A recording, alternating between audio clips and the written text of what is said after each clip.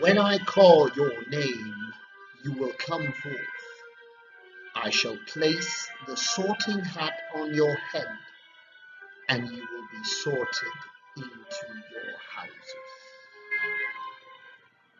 Welcome, welcome, welcome to Solving Stuff with Sosa, the magical edition. Why have I got a wand? That's a mystery. However, what's not a mystery is that we are still doing a circuit analysis workshop, and we're going to be solving some more exercises in this video. I believe we're in episode 7.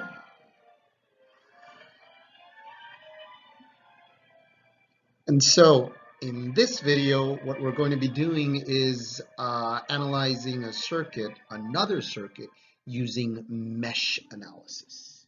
So let's get to it. Poof! Wait a minute, where did I go? Oh, it must be some spell. No, it's not a spell. It's just that I turned off my camera. Now, why did I turn off my camera? If you've seen the previous videos, you know that I turn off my camera when I need to use part of the screen to show you stuff, and I don't want my magical face interrupting that. Now, why are we hearing that music? Do tell. Well, let me tell you something before we begin solving the circuits we're going to be solving in this Solving Stuff with Sosa video. Well, in my classes, we don't do teams. Teams are boring. Teams are boring. We don't do teams. In my classes, we do houses. Yes, houses, like in Harry Potter. So instead of making teams, we make houses, which are comprised of students that form that house and work together during the whole semester. Now, if a house does good things during the semester, above and beyond what's asked for, and some special bonus activities, that they get points. So the house gets points, and these points are very useful during the semester. So let me talk to you about one particular house that was formed this semester for our industrial electronics course, and that's the house named Sherlock Holmes. Now, let's give ourselves a few seconds to process this. This is an industrial electronics course, and the team, or house rather, calls themselves House Sherlock Holmes. Is that not the coolest thing ever? Well, I at least think it is. And so I'd like to give a shout out to the members of House Sherlock Holmes, ALEXANDRA, BELEN, MARIANNA, and EDGAR, who, by the way, has the coolest hair ever. I mean, it's really rock and roll. And so a big shout out to them. And why? Because the circuit that I'm going to be explaining in a bit is a circuit that they solved in class. So the notes that I'm going to be using and explaining were done by House Sherlock Holmes, who, by the way, has the best name ever. Wait a minute, I didn't do that correctly. It's the best name ever, ever, ever, ever. So, thank you, and a big shout out to House Sherlock Holmes. And let's get to it. And poof, I am back. I'm back. I removed the music, so let's use the music towards the end. But I've got my magic wand here again. So the circuit that we're going to be analyzing is the one that we've got here, up here. Now, this circuit that we've got here is a circuit that we're going to be analyzing using mesh analysis. Okay, using mesh analysis. And it's a circuit that's a bit more complicated than the one we solved previously. Okay, and so again, the notes I'm going to be using are the notes done by Team Sherlock OHMS, which again has the best name ever. So let's start seeing how we can analyze this circuit using mesh analysis. Poof! I've magically disappeared again, and this is so I can show you stuff on the screen, which is much more magical than my face. The first thing that we're going to do, or that Team Sherlock OHMS did, was to identify the meshes in our circuit. The meshes. Remember meshes. A mesh is a loop. A loop is a closed path within a circuit where current can flow through a series of elements and the elements are not repeated. A mesh is a loop that does not contain any additional internal loops. So the first thing that was done here is to identify the meshes. So we've got mesh 1 here, then we've got mesh 2, mesh 3, mesh 4, mesh 5, and mesh 6. So we've got a bunch of meshes in this circuit. We've got 6 meshes. For each one of the meshes, we've identified a current that's going to be going through the mesh. Okay. Now the current is going to be identified by I and the number of the mesh. So the current in mesh 1 is going to be I1, the current in mesh 2 is going to be I2, and so on and so forth. Okay. The direction in which we're establishing these currents can be or may be arbitrary. Remember that in the end, the analysis that we're going to make is going to tell us if that direction was correct or not.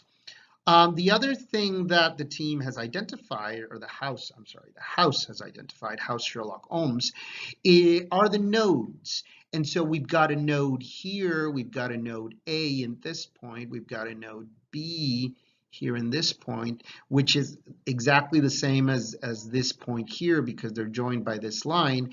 We've got a node C here in this point, and then we've got a node here at the bottom that joins all of these points here at the bottom of the circuit, and that's going to be node D. So the first step is we've identified the meshes and the nodes and the currents for each one of these. Okay, so now once we've established the meshes and the currents in each mesh, now what we need to do is to write up the equations for each mesh. And remembering that when we're doing the equations, basically what we're going to be doing is that we're going to be going around the mesh and we're going to be using, what are we going to be using? Kirchhoff's voltage law, which states that the voltages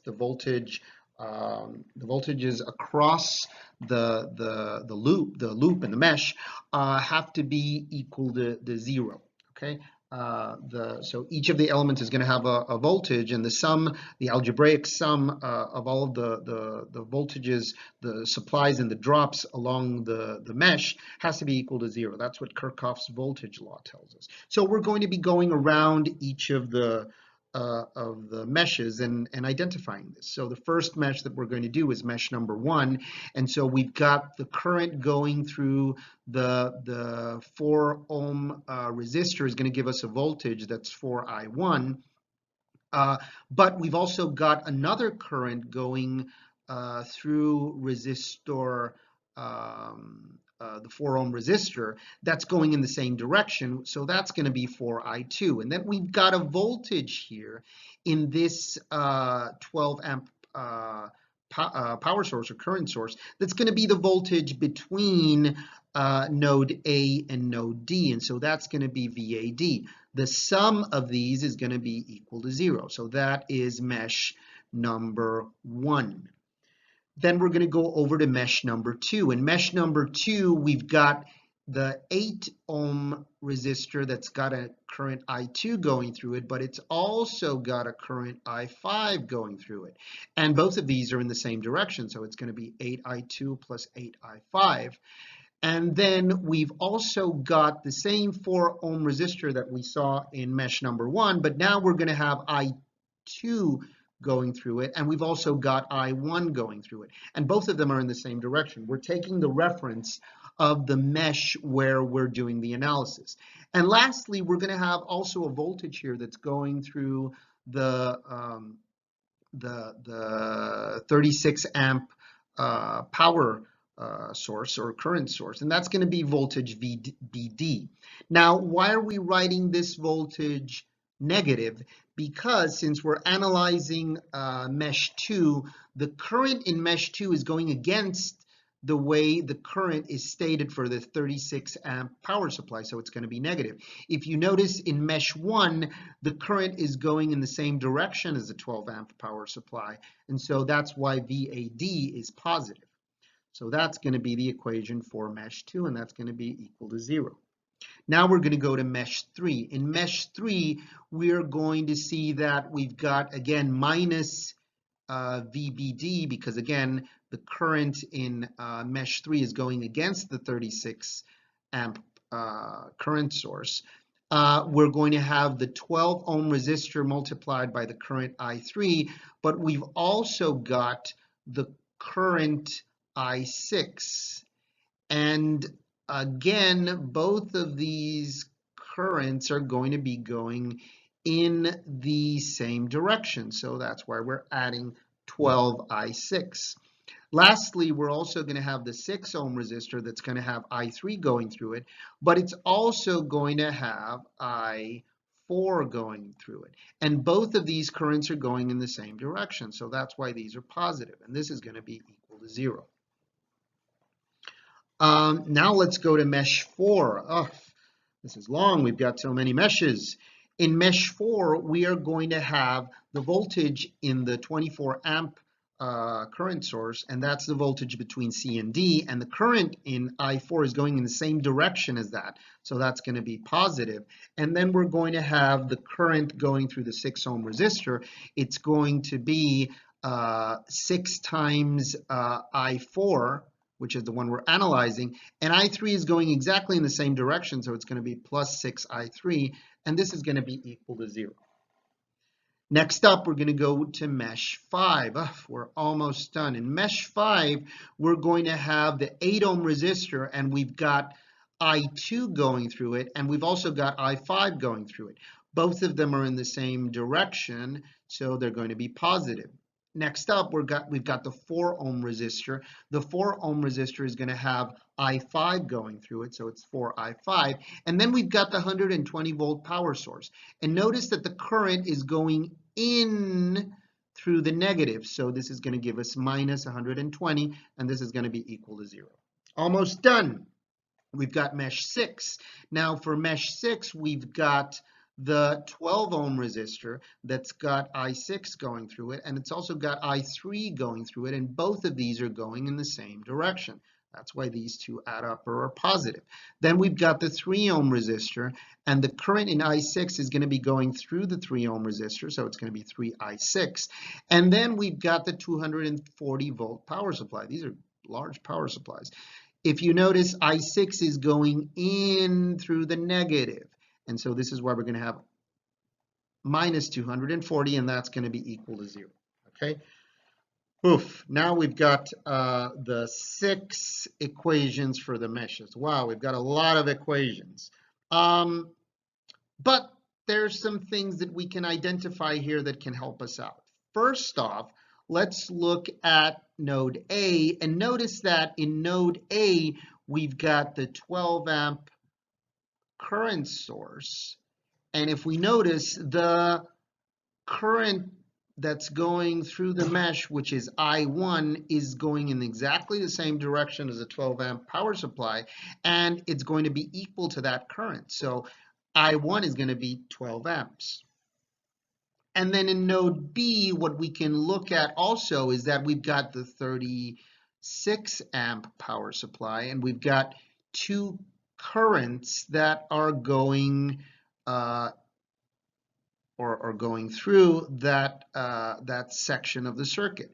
And if you notice, all of the currents are going to be going, two of the currents are going to be going in the same direction, and the 36 amp current is going against it. So one way of writing this is that we're going to have I2 plus I3 plus 36 amps, or that I2 plus I3 that are going in the same direction are going to be equal to minus 36 that's going in the opposite direction. So now we've got equations for some of the currents, and we've got a bunch of equations here with the meshes. So we've actually got 1, 2, 3, 4, 5, 6, 7, 8, and wait a minute. We're missing something here, Team Sherlock Holmes. There's another thing that we can analyze here. So let's look at node C.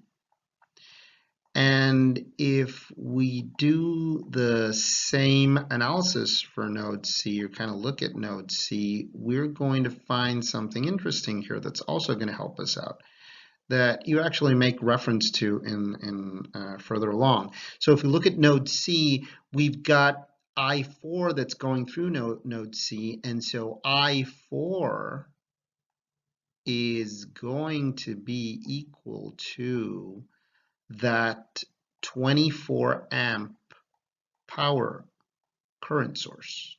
Okay, so Team Sherlock Holmes, actually you do reference this further on, but you forgot to mention it here. So I4, and it's going to be the same sign, I'm sorry, because it's going in the same direction. So we've got I4 is 24 amps. Okay, so let's not forget that.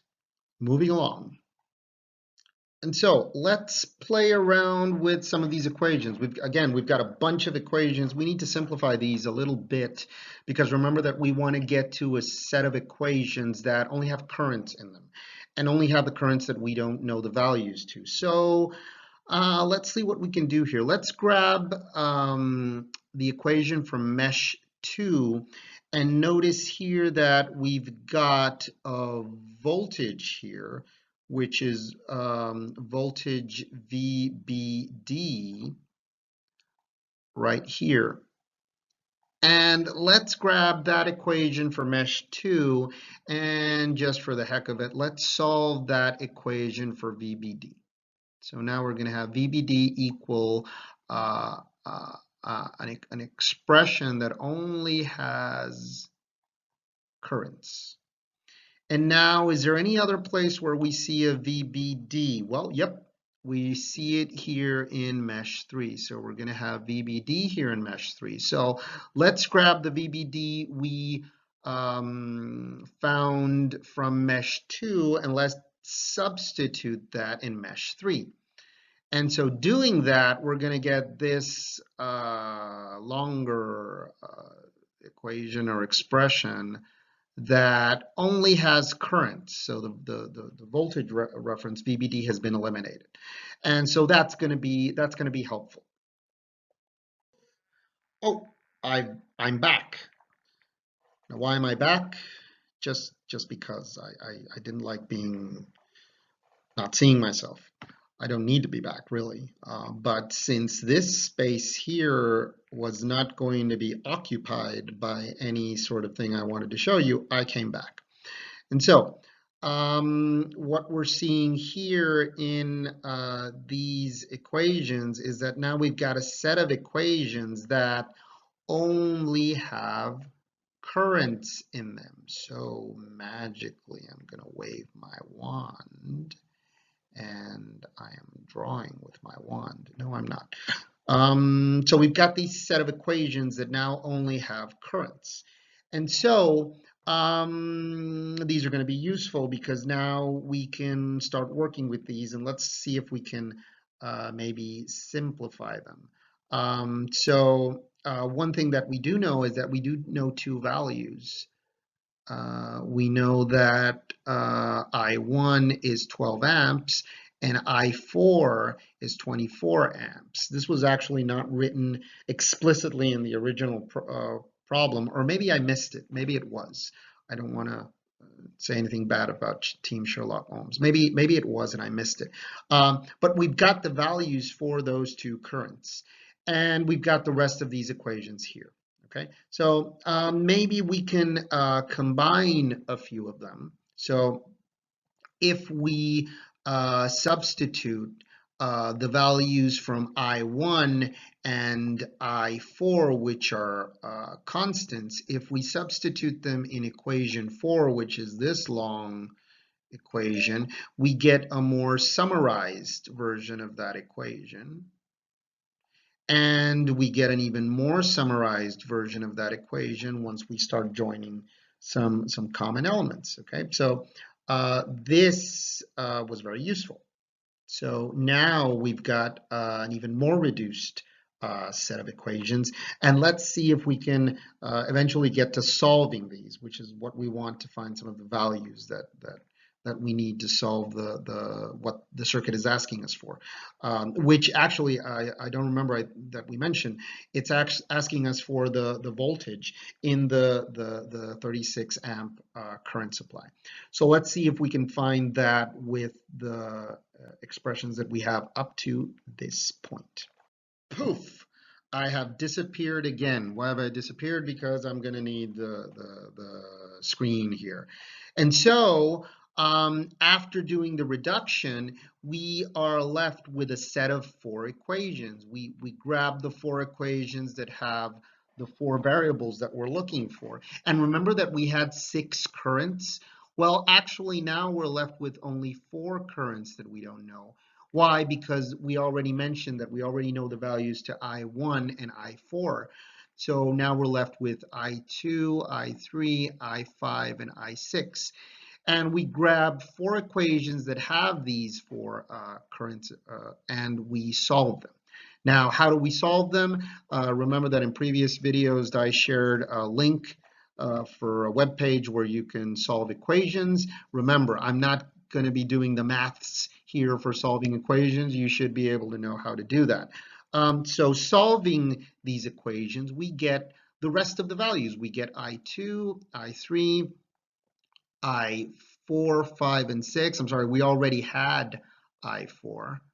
And we also already had I1, so we actually found the rest of the values here. So now we've got the values for the 6 currents. And so now we can substitute the values of the currents in the equations for mesh 2. And why are we doing it for the equations? Why are we doing it in the equation for mesh 2? Because if you remember, in the original circuit, we were looking for the voltage in the 36 amp power supply. And actually that voltage was a voltage in node B. And so it's actually this mysterious voltage that we have here. So if we substitute the values there and solve for VBD, we find that VBD is 86.32 volts, which is the voltage in the 36 amp power supply. So this, which is what we were looking for. And as always, my friends, that's a good job. That's a great job. And as always, my friends, James Hetfield is happy. Yeah! However, Harry Potter and Hermione and Ron are keeping a close eye on Mr. Hetfield just to see if he doesn't get into any mischief. So we've used mesh analysis to find what we were looking for, or rather, how Sherlock Holmes used mesh analysis to find what we were looking for. And so we conclude, and we're going to give a big shout out to House Sherlock OHMS, the house whose members are Alexandra, Belen, Marianna, and Edgar. Good job, you guys. And as I mentioned before, Sherlock Holmes is the best name ever. I am back. And so, children, I hope you enjoyed and also were entertained and also learned something from this video where we solved another circuit using using mesh analysis with special guests, Team Sherlock Holmes and Mr. John Williams and the themes from Harry Potter. So, see you guys later. Solving stuff with Sosa. Let's magically make this viral. Poof!